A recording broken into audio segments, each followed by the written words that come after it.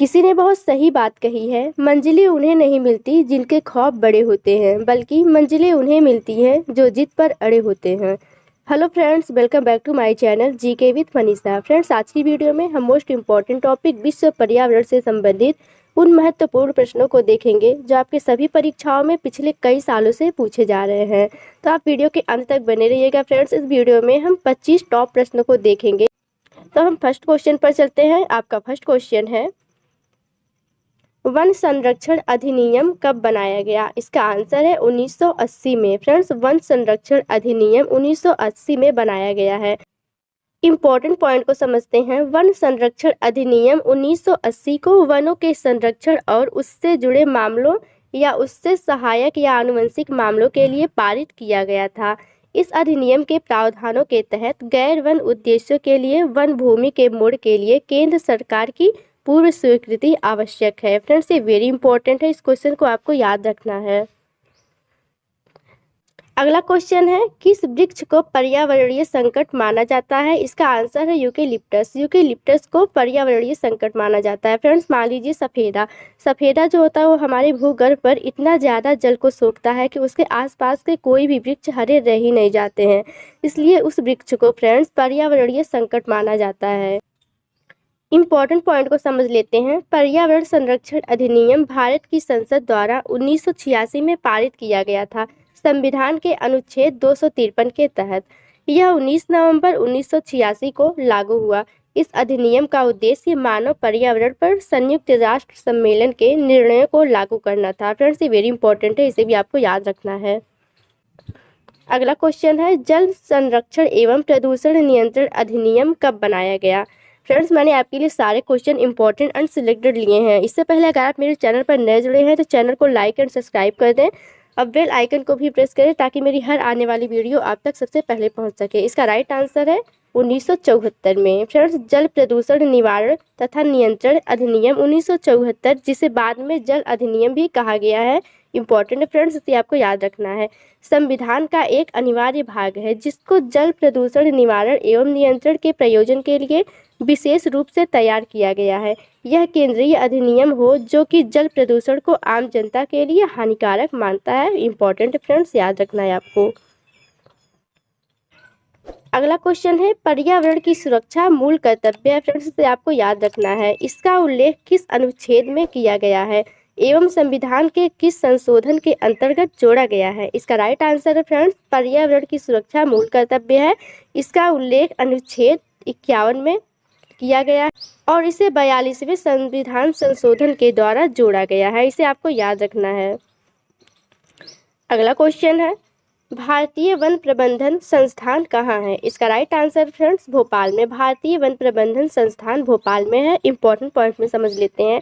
भोपाल स्थित भारतीय वन प्रबंधन संस्थान सन 1984 में भारतीय प्रबंधन संस्थान अहमदाबाद के सहयोग से स्थापित किया गया था और सन 1988 में यहाँ वन प्रबंधन में 2 वर्षीय पाठ्यक्रम स्नातकोत्तर डिप्लोमा की भी शुरुआत की गई है। अगला क्वेश्चन है, वन अनुसंधान संस्थान केंद्र कहाँ है? फ्रेंड्स, में पूछा गया वन अनुसंधान संस्थान केंद्र कहाँ है? इसका आंसर है देहरादून, यानी वन अनुसंधान संस्थान केंद्र देहरादून में स्थित है। इंपॉर्टेंट पॉइंट को समझ लेते हैं। देहरादून शहर में घंटाघर से 7 किलोमीटर दूर, यानी देहरादून शहर में घंटाघर है, वहां से 7 किलोमीटर दूर देहरादून चक्राता मोटर योग्य मार्ग पर स्थित भारतीय वन अनुसंधान संस्थान भारत का सबसे बड़ा वन आधारित प्रशिक्षण संस्थान है। इसे आपको याद रखना है। भारत के अधिकांश वन अधिकारी इसी संस्थान से आते हैं। फ्रेंड्स, वन अनुसंधान संस्थान का भवन बहुत शानदार है तथा इसमें एक संग्रहालय भी है, इसे भी आपको याद रखना है। अगला क्वेश्चन है, वर्षा वन अनुसंधान संस्थान कहाँ है? इसका आंसर है जोरहाट में, यानी वर्षा वन अनुसंधान संस्थान जोरहाट में स्थित है। इसे भी आपको याद रखना है। इंपॉर्टेंट पॉइंट में समझ लेते हैं। वर्षा वन अनुसंधान संस्थान असम के जोरहाट में स्थित है। यह भारतीय वनिकी अनुसंधान एवं शिक्षा परिषद देहरादून के संगठक संस्थानों में से एक है। इसे भी फ्रेंड्स आपको याद रखना है, यानी इसे देहरादून के संगठक संस्थानों में से एक माना गया है और यह संस्थान भारत के उत्तर पूर्व क्षेत्र की वनिकी संबंधित अनुसंधान तथा विस्तार की आवश्यकताओं की पूर्ति के लिए इसे 1988 में अस्तित्व में आया था।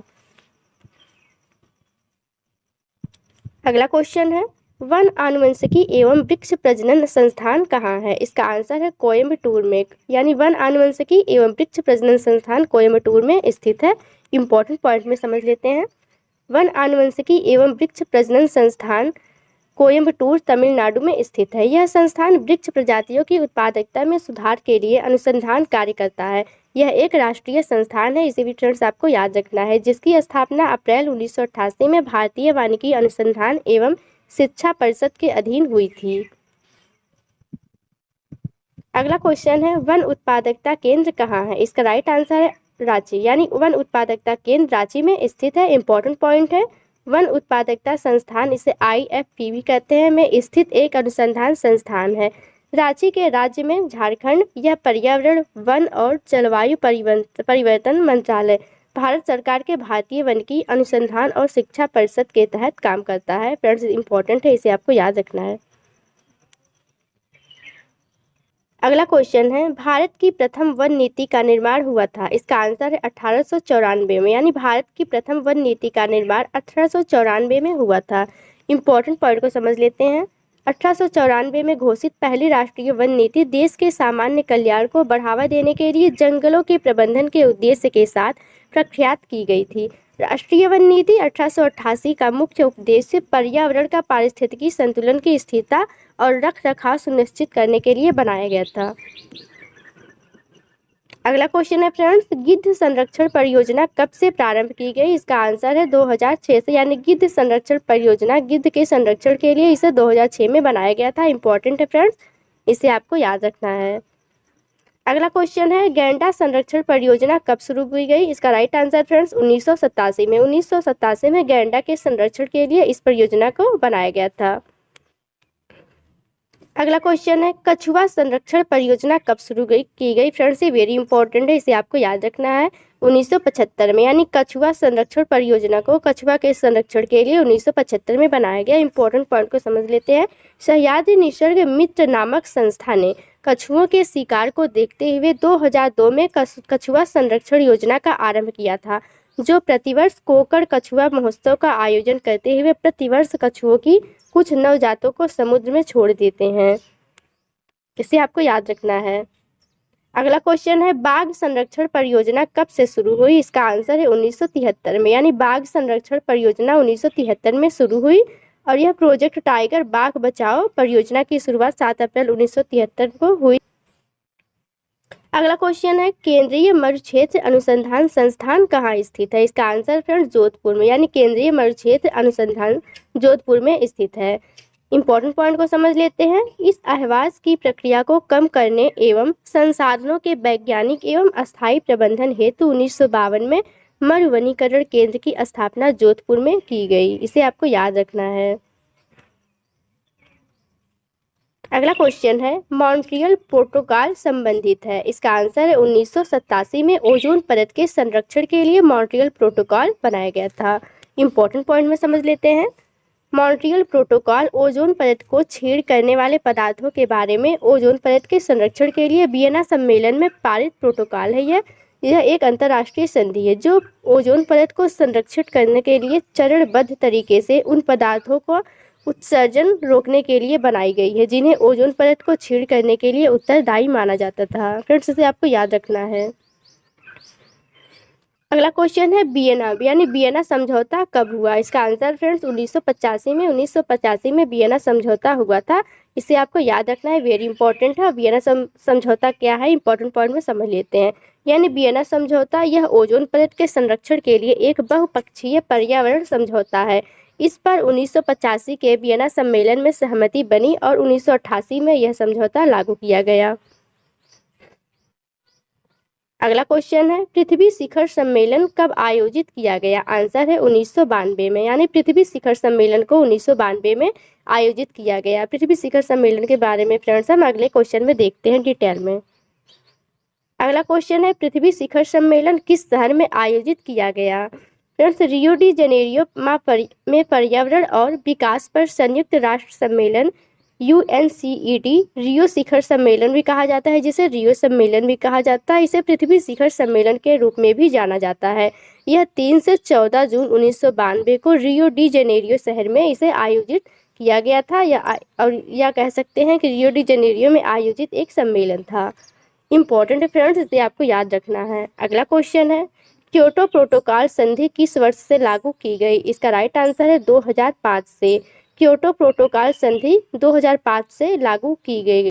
इंपॉर्टेंट पॉइंट में समझ लेते हैं। क्योटो प्रोटोकॉल को क्योटो जापान में 11 दिसंबर 1997 को अपनाया गया था और 16 फरवरी 2005 को लागू हुआ था।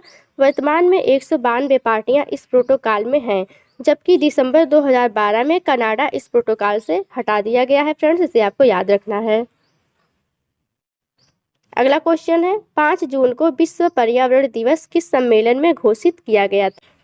फ्रेंड्स, मैंने इस वीडियो में उन्हीं प्रश्नों को बताया है जो आपकी परीक्षाओं में पिछले कई सालों से पूछे जा रहे हैं, इसलिए आप वीडियो को ध्यान से देखिएगा और चैनल को लाइक और सब्सक्राइब करना ना भूलें और बाकी भी वीडियो को आप प्लेलिस्ट में जाकर जरूर देखें। इसका राइट आंसर है स्टॉकहोम सम्मेलन 1972 में, यानी 5 जून को विश्व पर्यावरण दिवस स्टॉकहोम सम्मेलन 1972 में घोषित किया गया था। इम्पोर्टेंट पॉइंट में समझ लेते हैं। इस दिवस को मनाने की घोषणा संयुक्त राष्ट्र ने पर्यावरण के प्रति वैश्विक स्तर पर राजनीतिक और सामाजिक जागृति लाने हेतु 1972 में की थी। इसे 5 जून से 16 जून तक संयुक्त राष्ट्र महासभा द्वारा आयोजित विश्व पर्यावरण सम्मेलन में चर्चा के बाद शुरू किया गया था और इसे 5 जून 1973 को पहला विश्व पर्यावरण दिवस मनाया गया था। 5 जून 1973 को विश्व का फर्स्ट पर्यावरण दिवस मनाया गया था। इसे आपको याद रखना है, वेरी इंपॉर्टेंट है। अगला क्वेश्चन है, टाइगर मैन ऑफ इंडिया किसे कहा जाता है? वेरी इंपॉर्टेंट है फ्रेंड्स, इसे भी आपको याद रखना है। आंसर है कैलाश सांखला को। कैलाश सांखला को टाइगर मैन ऑफ इंडिया के नाम से जाना जाता है। क्यों जाना जाता है फ्रेंड्स, इसे इंपॉर्टेंट पॉइंट में समझते हैं। कैलाश सांखला एक भारतीय प्रकृतिवादी और संरक्षणवादी थे। ये दिल्ली जूलॉजिकल पार्क के निदेशक और राजस्थान के चीफ वन्यजीव वार्डन के नाम से भी जाने जाते थे। इन्हें भारत का टाइगर मैन के रूप में भी जाना जाता था और 1973 में भारत में स्थापित एक संरक्षण कार्यक्रम जिसे प्रोजेक्ट टाइगर के गठन में भी शामिल थे। अगला क्वेश्चन है फ्रेंड्स, भारत में हरित क्रांति के जनक कौन है? इसका राइट आंसर है डॉक्टर MS स्वामीनाथन। भारत में हरित क्रांति के जनक डॉक्टर MS स्वामीनाथन को जाना जाता है। फ्रेंड्स, विश्व में हरित क्रांति के जनक नॉर्मन बोरलॉग को जाना जाता है। इसे भी आपको याद रखना है। अगला क्वेश्चन है, भारत में पारिस्थितिकी के जनक कौन है? आंसर है डॉक्टर रामदेव मिश्रा। डॉक्टर रामदेव मिश्रा को भारत में पारिस्थितिकी का जनक माना जाता है। इम्पॉर्टेंट पॉइंट है फ्रेंड्स, डॉक्टर रामदेव मिश्र को भारत में पारिस्थितिकी के पिता के रूप में जाना जाता है। उन्होंने वर्ष 1956 में international society for tropical ecology की स्थापना की थी। इसे आपको याद रखना है। उम्मीद है फ्रेंड्स आपको मेरी ये वीडियो अच्छी लगी होगी। आप चैनल को लाइक और सब्सक्राइब करना ना भूलें। Thank you and all the best.